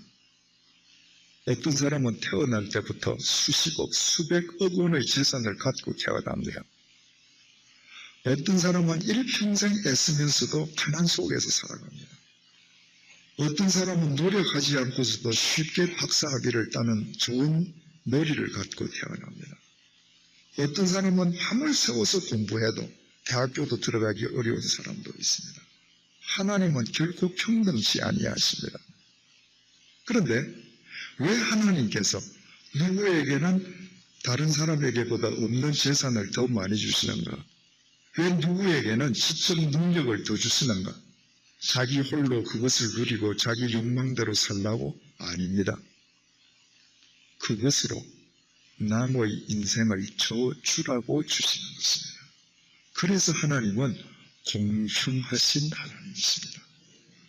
많은 인간이 이 사실을 알지 못하고 남의 인생을 저주라고 맡기신 것을 자기 것으로 쓰기 때문에 자기 인생을 갉아먹는 어리석은 자가 되는 것입니다. 사랑하는 교우 여러분들, 여러분들에게 경제적인 여유가 있으십니까? 필요합니다. 절대로 부동산 투기하지 마십시오. 여러분들이 벌린 부동산 투기 때문에 정말 집을 사야 할 서민들은 집을 사지 못하고 있습니다. 여러분들이 부동산 투기에서 벌어서 하나님 앞에 내는 헌금보다 하나님께서는 여러분들로 인해서 우는 백성들의 소리에 귀를 기울이시다는 사실을 잊어서는 안 됩니다. 여러분들에게 집이 몇 채 있습니까? 그래서 전세금, 월세금 받아서 생활하십니까? 절대로 필요 이상 전세금 올리지 마십시오. 요 근자에 집을 가지고 있는 사람들이 전세금을 무지막지하게 올려서 얼마나 많은 사람들이 울었습니까? 내게 여유가 더 있다면 그것은 나로 하여금 내 욕망대로 더 잘 살게 하시기 위함이 아니라 한 사람이라도 더 많은 사람의 인생의 힘을 줘주기 위함임을 알아갈 때 그는 하나님께서 주신 귀한 선물이요 은총에 있다는 것입니다. 네 번째로 11절에서 12절입니다. 나은 사람이 베드로와 요한을 붙잡으니 모든 백성이 크게 놀라며 달려나아가 솔로몬 행각이라 칭하는 행각에 모이거늘 베드로가 이것을 보고 백성에게 말하되, 지금 사람들이 도대체 누가 저 안전뱅이를 낫게 해줬는가 의아해할 때 이 안전뱅이가 이 사람 때문에 나왔다고 베드로를 꼭 끌어안았지 않습니까? 그랬더니 베드로가 솔로몬 행각에서 그게 아니라고, 내가 낫게 해준 게 아니라 바로 너희들이 못 박아 죽였던 예수 그리스도 그분이 이 사람을 살리셨다고 지금 설교를 해요. 그런데 그 설교의 장소가 솔로몬 행각이라는 것입니다. 솔로몬 행각은 예루살렘 성전 동편 뜰에 있는 행각인데, 행각이란 기둥 위에 지붕이 얹혀 있는 구조로서 벽이 없습니다. 따라서 이 행각 주위에 사람들이 모이면 행각 자체가 좋은 연단이 되죠. 그 연단에 서서 베드로는 예수님을 증거하고 있습니다. 그런데 예수님을 증거하는 이 베드로의 모습 속에서 우리는 베드로가 아니라 예수님을 만나게 됩니다. 요한복음 10장 22절에서 23절입니다. 예루살렘에 수전절이 이르니 때는 겨울이라 예수께서 성전한 솔로몬 행각에서 다니시니, 예수님께서 이스라엘 명절인 수전절에 예루살렘 성전에 가셨습니다. 그리고 그날 당신에게 다가오는 유대인들에게 솔로몬 행각에서 서셔서 설교를 하셨습니다. 바로 설교 내용이 이렇습니다. 내 양은 내 음성을 들으며 나는 저희를 알며 저희는 나를 따르느니라. 내가 저희에게 영생을 주노니 영원히 멸망치 아니할 터이요 또 저희를 내 손에서 빼앗을 자가 없느니라. 저희를 주신 내 아버지는 만유보다 크심에 아무도 빼앗을 수 없으리라. 이 수전절날 주님께서는 만유보다 더 크신 하나님 아버지를 솔로몬 행각에서 설교하고 계십니다. 그런데 그날이 겨울이었습니다. 유태력으로 수전절은 야태의 동짓날이, 예루살렘의 추위는, 겨울 추위는 광야에서 부는 찬바람과 요단강에서 부는 강바람으로 인해서 추위가 뼛속으로 스며듭니다. 그 추운 날 예수님께서 솔로몬 행각에서 하나님을 증거하는 설교를 하시는데, 그 솔로몬 행각 밑에는 지금 베드로도 서 있습니다. 그때의 베드로는 그 중심이 주님을 향해서 올라가기 전이죠. 그 추운 수전절날 벌벌 떨면서 왜 이렇게 설교가 기나, 빨리 안 끝나나, 아마 그러고 있었을는지 모르겠어요. 그런데 세월이 흘러서 주께서 설교하시던 그 솔로몬 행각에서 이번에는 베드로가 주님을 지나고 있습니다. 바로 베드로야말로 주님 서셨던 곳에 서 있는 작은 예수의 모습임을 해라. 여러분, 우리가 많은 사람들에게 전도하지 않습니까?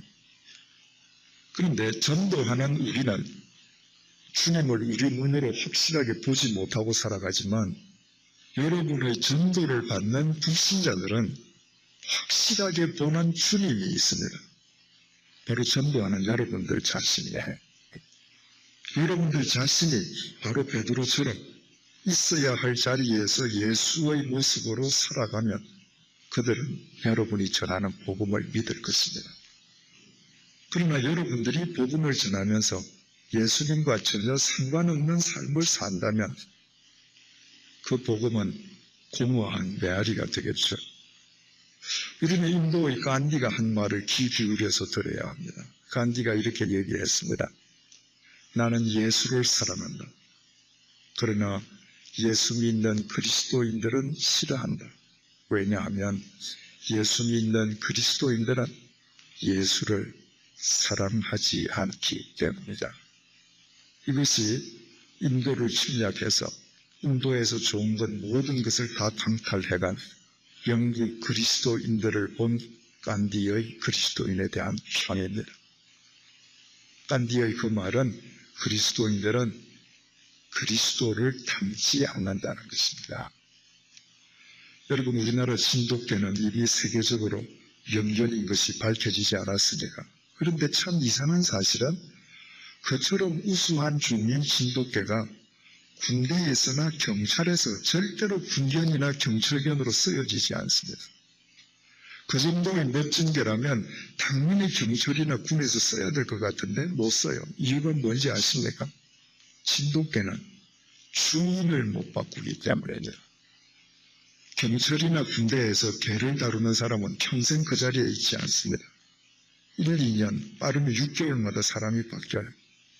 그럼 셰퍼드는 주인이 바뀔 때마다 새 주인의 명령을 따릅니다. 신독계는 절대 주인을 못 바꾸기 때문에 경찰이나 군대에서 없습니다. 천지를 창조하신 하나님을 믿는다는 우리가 예배당 안에서는 주님을 주인으로 섬기고 예배당 밖에서는 주님 아닌 것을 주인으로 섬긴다면 하나님 앞에서 우리의 존재란 고작 신독계보다도 못하지 않겠습니까? 그렇게 살 수는 없지 않겠어요. 마지막으로 19절입니다. 그러므로 너희가 회개하고 돌이켜 너희 죄 없이 함을 받으라. 이같이 하면 유쾌하게 되는 날이 주 앞으로부터 이를 것이요. 드디어 마지막으로 베드로는 그들에게 회개할 것을 촉구합니다. 중심을 옮겨라는 거예요. 돌아가자는 것입니다. 그러면서 말하기를 그렇게만 한번 해봐라. 너희들 정말 유쾌하게 되는 날이 온다. 이 이야기는 베드로의 체험적인 신앙 고백이죠. 그가 자기 중심으로 주님을 전조준하기 전까지는 자신의 삶이 전혀 유쾌하지 않았다는 얘기예요.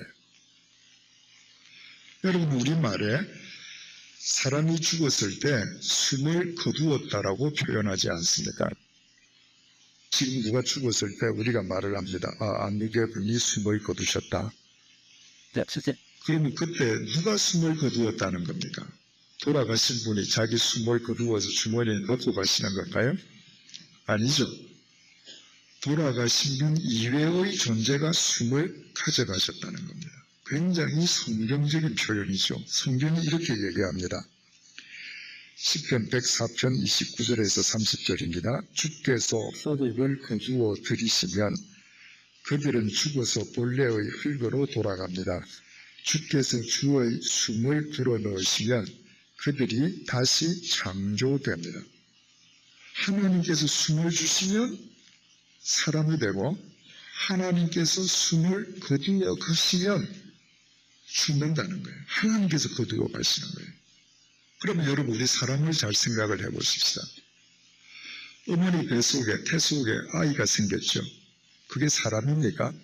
아니에요.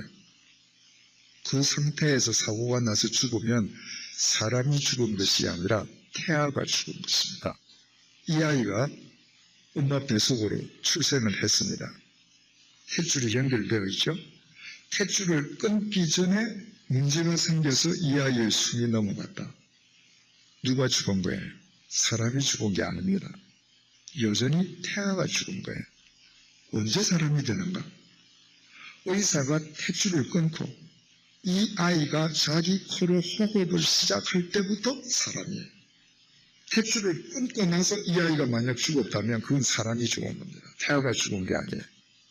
자, 제가 지금 여기에 서서 호흡을 하고 있습니다. 제가 하고 내 뱉은 숨을 못 들이키면 그게 죽는 거죠. 죽으면 절대로 멀리 있지 않습니다. 그러면 그 순간부터 저는 뭐예요? 시체입니다. 더 이상 사람이 아니에요. 그러면 사람의 정의를 간단하게 내릴 수 있죠. 사람이란 자기 코로 호흡을 시작하면서부터 호흡으로 끝날 때까지 그 기간이 사람이에요. 그 전은 태하고 그 이후는 시체가 됩니다. 그렇다면 아이들이 태어날 때를 다시 생각해 보십시오.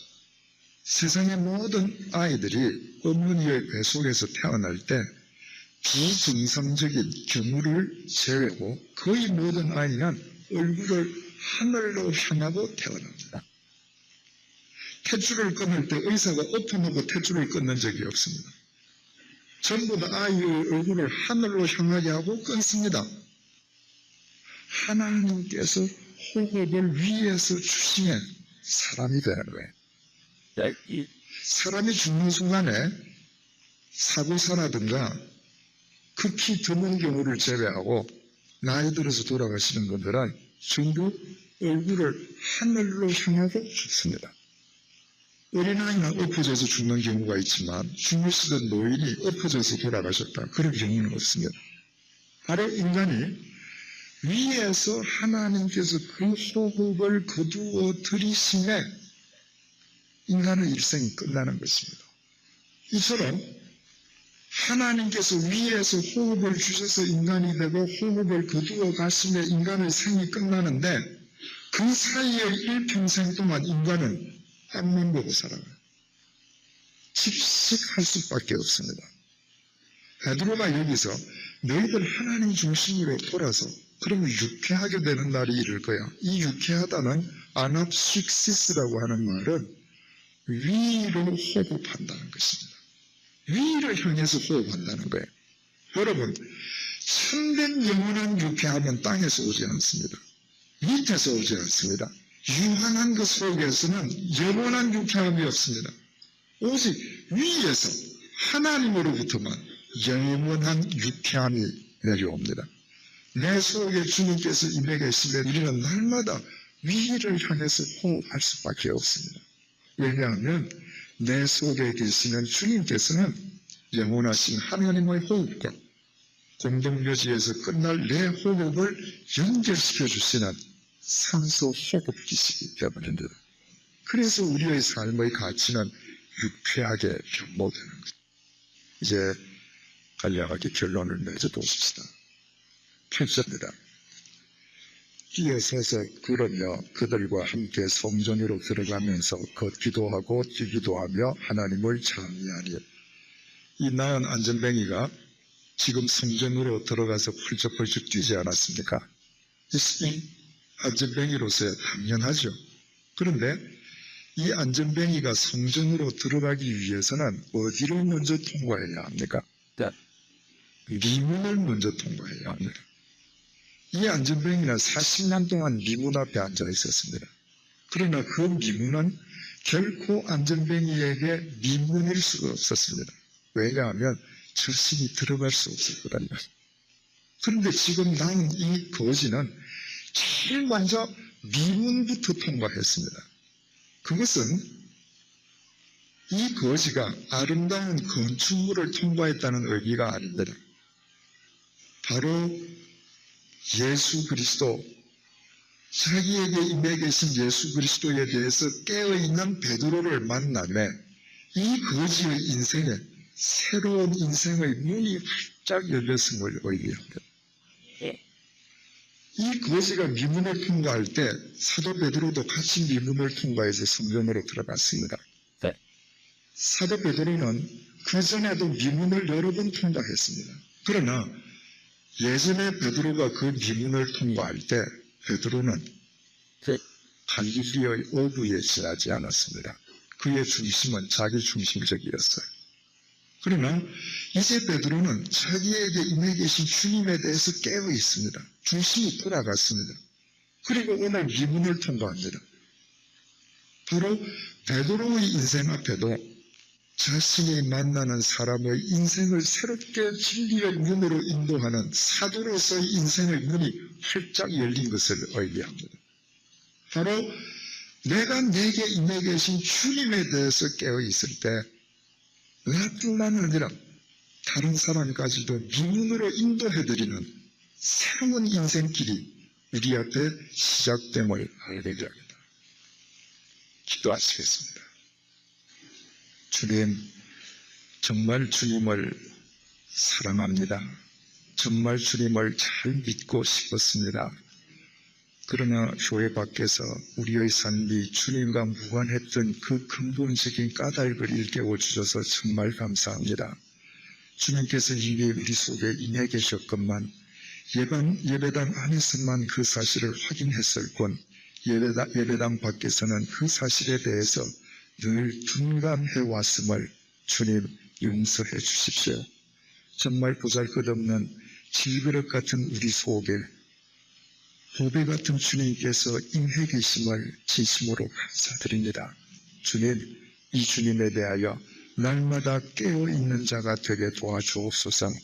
그 내면화를 바탕으로 날마다 주님 말씀대로 살아가는 외형화가 이루어질 수 있도록 도와주옵소서. 내가 참된 그리스도인으로 살아갈 수 있는 그 원천이 내게 있는 것이 아니라 내게 임해 계시는 주님이심을 일평생 잊지 않고 살아가도록 도와주옵소서. 그리하여 우리의 삶은 보잘것없다 할지라도 내 속에 계시는 분이 천지를 창조하신 하나님이시오매 그분에 사로잡혀 살아가는 우리의 삶이 이 시대를 밝히는 신사도행전이 되게 도와주시고 우리를 만나는 모든 사람들을 진리의 미문으로 인도해드리는 진리의 기쁨 속에 살아가게 도와주옵소서. 예수님의 이름으로 기도드립니다. 아멘.